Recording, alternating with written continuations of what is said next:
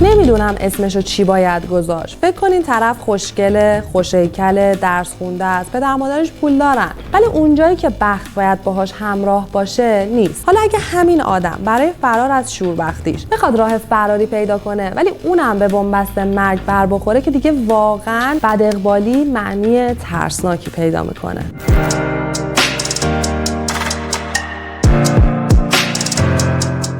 سلام دوستان کارگاه اسمیت، حالا احوالتون چطوره؟ امروز هم با یه پرونده جنایی دردناک دیگه در خدمتتون هستم. داستان تلخ زن جوونی به اسم روشنک، ماجرای غم انگیزی که توی زمستون سال 86 اتفاق افتاده. قبلش لایک و سابسکرایب و کامنت یادتون نره که مایه دلگرمی من و کارگاه اسمیته. و اما این پرونده که قرار جزئیات ماجراشو از زبون پوپک خواهر روشنک بشنویم. روزی که زنگ زدن و گفتن دختر روشنک پیدا شده رو یادم. تازه از مدرسه اومده بودم خونه. دوم دبیرستان بودم. مامانم پای تلفن نشست و شروع کرد گریه کردن. حال عجیبی داشتیم هممون. اینکه بچهش پیدا شده خبر خوبی بود ولی هنوز از خودش خبری نبود. مامانم همش این جمله رو میگفت که مگه میشه روشنک بچه 3 ساله رو تنها گذاشته باشه توی مسجد. بابا مدل همه باباها فقط دلداری میداد. میگفت گمونم رفته یه کاری انجام بده. وسط اون سرما و یخبندو نتونسته برگرده. دخترم عقد کرده بچه رو گذاشته تو مسجد که جاش امن باشه. خودش هم حتما برمیگرده مسجد. پس هر چیزی که تو الان داری برامون تعریف میکنی رو خودت به چشم دیدی؟ آره خب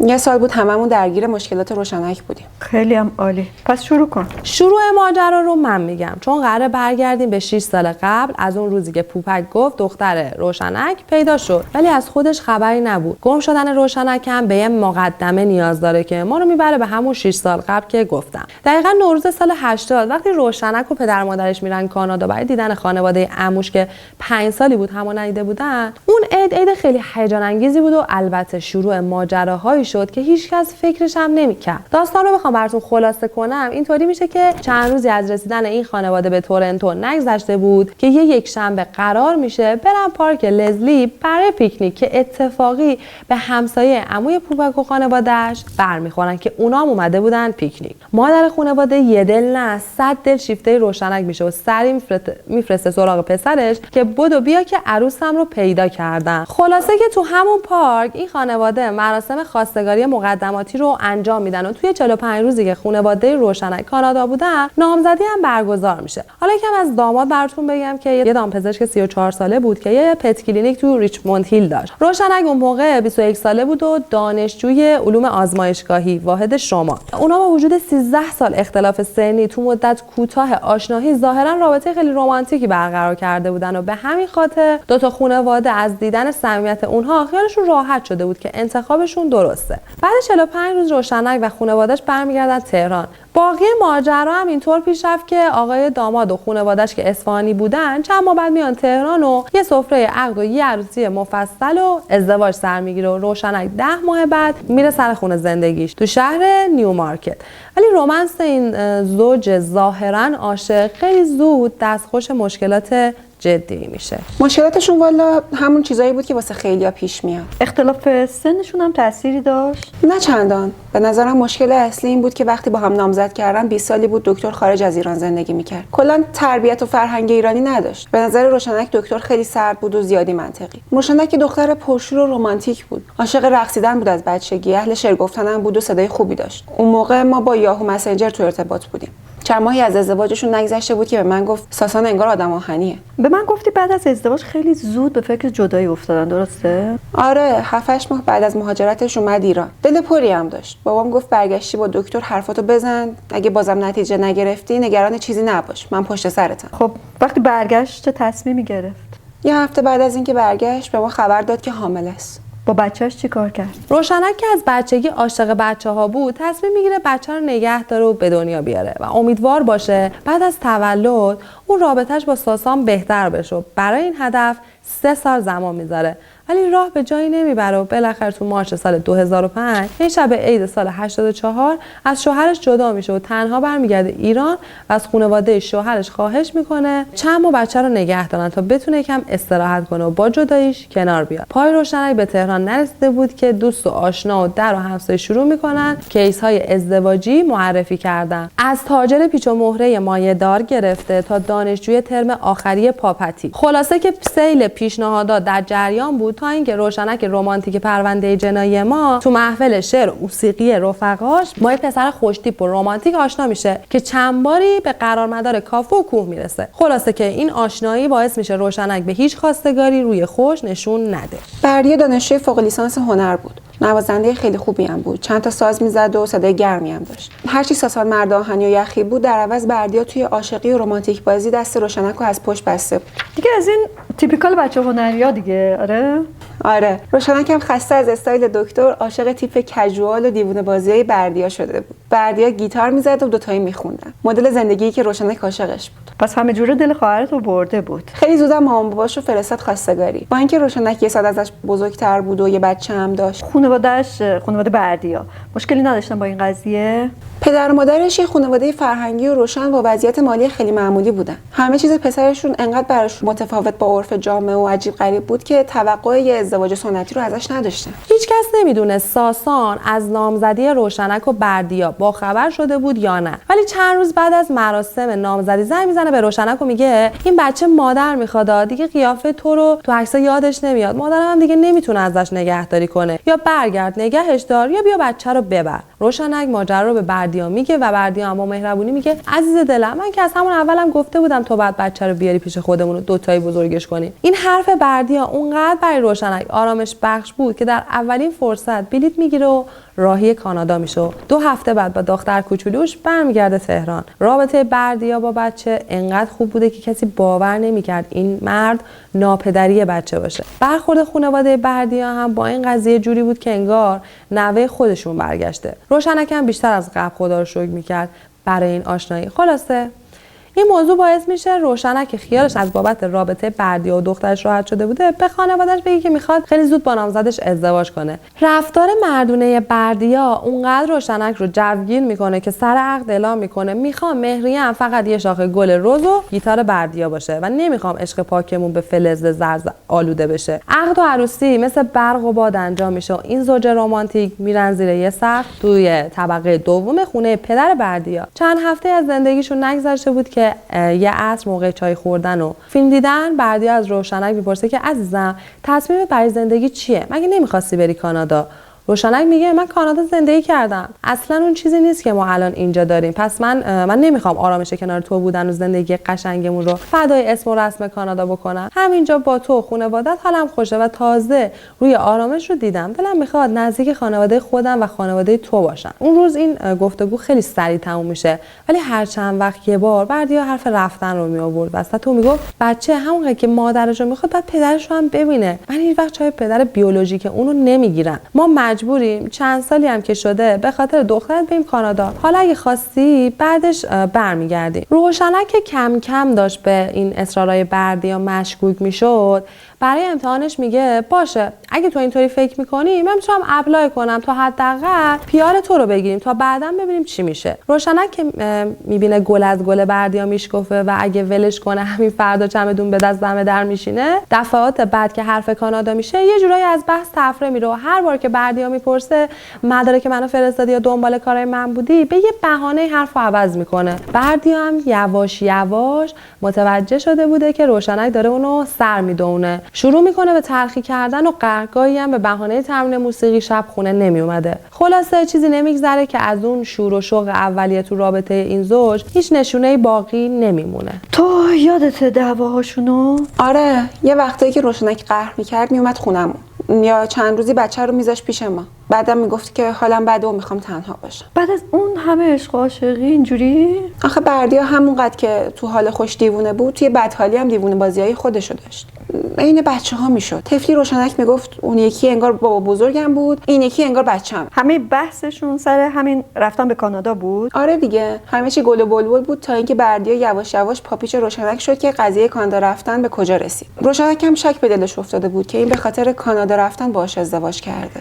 حالا شاید منظورش این نبود. مام بابا هم همینو میگفتن که حالا برو کاراشو درست کن، پیارشو بگیره، شاید آروم شه. خب نه دیگه، روشنک حساس شده بود. یه بار بهم گفت بردیا مست بوده، بهش گفته من کلی دلمو صابون زدم که اگه تو رو بگیرم دیگه کانادا درای تو مشتمه. الان که دیگه لیموناد بدون گازم دست ما رو نگرفت. خب بعدش چی شد؟ روشنک قبل از آشنایی با بردیا 2 تا خواستگار پروپا قرص داشت که رسما گفته بودن میخوان بعد از ازدواج با روشنک برن کانادا. اونم خب حساس شده بود روی موضوع. خب نتیجه چی شد؟ یعنی در کل هیچی دیگه، همیشه جر و بحث داشتن تا اینکه یه بار روشنک با گریه اومد خونه بابا و گفت دوست بردیا بهش گفته این با تو عروسی کرده که اقامت کانادا رو بگیره، وگرنه همه میدونن که بردیا عاشق فلانیه، میخواد توی کانادا ولت کنه و بعداً اونو ببره کانادا پیش خودش. این حرف طرف کاری با روح و روان روشنک میکنه که دیگه حرف و نصیحت هیچ کس کارگر نبود. پاشو میکنه تو یک کفش که من طلاق میخوام. باباش که از این جنگ و دعوا مستصل شده بوده میگه مگه میشه تو 27 سالگی 2 تا مهر طلاق تو شناسنامه‌ت باشه دختر؟ صبر کن یه جوری درستش کنی. اون شب برادر روشنک که از اولم از بردیا خوشش نمیومد میکشتش کناری و بهش میگه فردا بریم محضر رو یه وکالت تام به من بده. بعدش هم اولین بلیتی که پیدا بشه میگیرم برات برو کانادا. منم با وکالت کارهای طلاق تو انجام میدم و تمام. تو آب از آسیاب نیافتاده فکر برگشتنم به ایران رو نکن. خلاصه کارا طبق برنامه برادر روشنک پیش میره و روز موعود میرسه و روشنک با برادرش میرن فرودگاه و چمدوناشون رو تحویل میدن. ولی وقتی میخواد از گیت رد بشه پلیس بهش میگه خانم شما ممنوع خروجی. ای داد بیداد. برادره دوباره روشنک رو میبره خونه و میگه حواست باشه که بردیا چیزی از این ماجرا که تو میدونی ممنوع خروجت کرده نشنوه. چند روز بعد روشنک با مادر و برادرش یه جلسه میذارن و تصمیم میگیرن روشنک برگرده خونه‌شو یه چند روزی نرم و آروم صحبت کنه و وانمود کنه میخواد بره کانادا تا مدارک مهاجرت بردیا رو ببره برای تحویل به یه وکیل توی تورنتو تا کارهای مهاجرتشو ردیف کنه. روشنک هم برمیگرده خونه‌شو جوری رفتار میکنه که انگار از خر شیطون اومده پایین و به بردیا میگه یه بلیط برام بگیر که برم مدارک رو تحویل فلان وکیل بدم و بیام. این بار بردیا که انگار بو برده بوده داستان مشکوکه میگه مدارک رو بده خودم با DHL میفرستم، اصلا چه نیازیه بررسوندن مدارک خودت بری. به قول مامانم اصلا نمیدونیم دستشو خونده بود یا چی. خلاصه که شک کرده بود نمیخواست بذاره روشنک تنها بره. خب روشنک که اصلا ممنوع خروج بود، اصلا نمیتونست تنها بره. آره ولی طبق نقشه برادرم مثلا روشنک از موضوع ممنوع خروجیش اطلاع نداشت دیگه. چند روز بعد با اینکه قرار بود روشنک صبوری کنه تا بردیا کوتاه بیاد ولی باز دعواشون میشه. روشنک هم پاشد اومد خونه ما و گریه و زاری که من دیگه بر نمیگردم تو اون خونه. خلاصه آشوبی تو خونه بابا برپا شد. داداشم گفت چند روز فرصت بده یکی رو پیدا کنم قاچاقی از مرز ردت کنی بری. واقعا؟ بره کجا؟ ترکیه. چند روز بعد برادرم تلفنی به روشنک خبر داد یکی رو پیدا کردن ولی طرف بهش گفته بود تو زمستون برای یه خانم سخته تو کوه چند ساعت پیاده روی کنه، بذاره بهار که هوا بهتر باشه ردش میکنم بره. پس تا بهار سفرش عقب افتاد. نه بابا کاش صبر میکرد. روشنک خیلی عصبانی شده بود این آخرا. پشت تلفن داد و فریاد راه انداخت که من همین الان میخوام برم. رفت؟ برادرم یه صبح یکشنبه با ماشین خودش رفت دنبالش و با بچه رسوندش خود. اونجا روشنک رو میسپره دست یه قاچاقبر که ببرتشون روستای لب مرز و پول رسوندنشون تا استانبول هم باهاش حساب میکنه. خب چرا خودش نمون تا وقتی که خواهرت از مرز رد بشه؟ روشنک اصرار میکنه داداش برگرده تهران تا بردیا شک نکنه. بعد چی شد؟ مامانم بر اساس نقشه برادرم زنگ زد به بردیا که گوشی روشنک خاموشه. تو میدونی کجاست؟ اونم میگه من فکر میکردم اومده خونه شما. خلاصه مامانینا تریپ بیخبری برمیدارن و بعدش هم دلواپسی و نگرانی. و بود بعدش هم گزارش مفقودی به پلیس. چیزی که تو نقشه برادرم بهش توجه نشده بود همین بود که ممکنه بردیا سریع بره سراغ پلیس. همین کارم کرد. رفت کلانتری خبر داد. بابا که از این نقشه ها چیزی نمیدونست ولی مامان جوری نقش بازی کرد که بردیا دلواپسش شده بود و هی دلداریش میده. 3 روز بعد از کلانتری زنگ میزنن به خانواده روشنک و احضارشون میکنن. افسر پرونده به مامان و برادر روشنک میگه ما سیم کارت این خانم رو ردیابی کردیم و متوجه شدیم با شما 2 نفر در تماس و مکالمات کوتاهی داشته. اونا هم مجبور میشن کل ماجرا رو تعریف کنن و برادر روشنک میگه فقط می‌خواسته کمکش کنه. افسر براشون توضیح میده که اگه روشنک که ممنوع خروج از مرز رد بشه اونا مجرم هستن و با توجه به اعترافشون حکم قضایی میگیرن و میگه این راهش نیست. بهتره شوهرش رو راضی کنین تا با خروجش از کشور موافقت کنه. برادر روشنک به افسر قول میده که تا 24 ساعت آینده روشنک رو برگردونه تهران و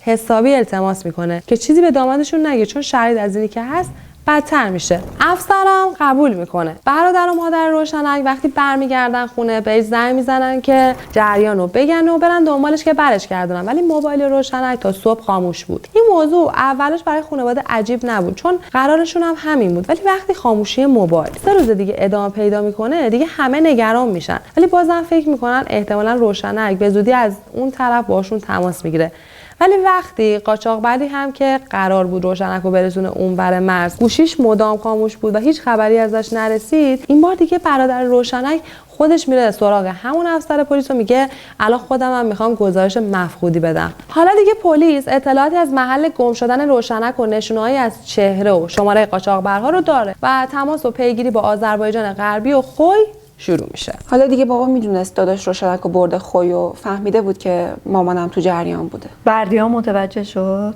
خیلی حواسمون بود بردیا نفهمه که اونم بالاخره با خبر شد. عصبانی بود ولی همه یه جورایی امیدوار بودیم که از مرز رد شده باشه و به زودی زنگ میزنه. فاجعه با یه زنگ شروع شد. کدوم زنگ؟ همون زنگی که اول صحبتمون گفتم. که خبر دادن دختر روشنک پیدا شده؟ توی مسجد روستای کردنشین اهالی برده بودنش خونه. چون بدجوری سینه پهلو کرده بود. 2 روز بهش رسیده بودن، بعدم تحویلش داده بودن به پاسگاه. خلاصه که از روی عکسی که از مرکز فرستاده بودن زنگ میزنن تهران و خبر میدن یکی از مفقودی‌ها پیدا شده. چی به سر روشنک اومد؟ از روشنک خبری نمیشه، یعنی از بهمن که دخترش پیدا شد خانواده چشم انتظارش بودن تا 3 ماه بعد. بزرگترا یادشونه که زمستون سال 86 زمستون خیلی سختی بود، چنان برف سنگینی تو کل کشور بارید که تهران رو بیشتر از یه هفته تعطیل کرد. حالا فکر کنین کوهستان‌های غرب کشور چه خبر بوده. اوایل اردیبهشت سال 87 یه جای اطراف همون روستا که دختر روشنک توی مسجدش پیدا شده بود، یه چوپون محلی موقع چرای گوسفنداش از زیر برفای آب شده قسمتی از بدن یه زن رو میبینه. همون زنی که گریه به پوپک اهمون نداد که داستانش رو تموم کنه. قصه پرقصه روشنک اینجوری تموم شده بود و هیچ وقت روشن نشد که چه بلایی سرش اومد، چون قاچاقبر هیچ وقت دستگیر نشد. ولی پلیس به این فرضیه بیشتر اعتقاد داشت که احتمالاً روشنک تو مسیر گروه رو گم کرده و تو کولاک نتونسته دوباره پیداشون کنه. البته همه اینا فرضیه هایی بودن که فقط با دستگیری قاچاقبرها میشد به درستی اونها پی برد. ولی در مورد بچه فقط میشه گفت انگار خدا به معصومیتش رحم کرد، چون ظاهرا اصلا با گروه را نیافتاده بوده. شاید قاچاقچی‌ها به خاطر وضعیت هوا خواستن بچه با گروه بعدی به اونا ملحق بشه. داستان هرچی بود به یه پایان تلخ برای یه دختر پرنشاط و زیبا رسید. دردناک‌ترین قسمت ماجرا اینجا بود که بعداً فهمیدیم اون حرفایی که دوست بردیا به روشنک گفته بود که دیوونش کرده بود اصلا صحت نداشت. بردیا اعتراف کرد که اقامت کانادا خیلی براش جالب بوده، ولی اصلا عاشق همکلاسیش نبوده و هیچ وقت نمیخواسته روشنک رو توی کانادا ول کنه و اصلا همچین چیزی رو به کسی نگفته بوده. خب پس این دوستش رو چه حسابی این حرفا رو به روشنک گفته بود؟ بیشرف بعداً گفت که همه رو حد زده بوده. آدمای ظاهر و صلاح بی‌فکر، تو رو خدا حدسای علمی تخیلیتون رو نگه دارین تو دل وامونده خودتون. قدر دهن بسته رو بدونین که نعمت بزرگیه والا. از استغفرالله از دست رفقای نادون که کم هم نیستن. خب کارگاه اسمیتیان نازنینم این پرونده بدون اینکه عامل مرگ شاید هم ردی از خودش به جا بذاره و دستگیر بشه تموم شد. قطعا اینجور آدما سر سالم به منزل نمیرسونن، چون آه مظلوم دامنگیرشونه. دیر و زود داره ولی سوخت و سوز نداره. خیلی خیلی ازتون ممنونم که با مهر و حوصله همراهیم کردین. لطفاً با لایک و سابسکرایب و گذاشتن کامنت حمایتمون کنید. دوستتون دارم و تا برنامه بعدی و دیدار مجدد، خدا نگهدار.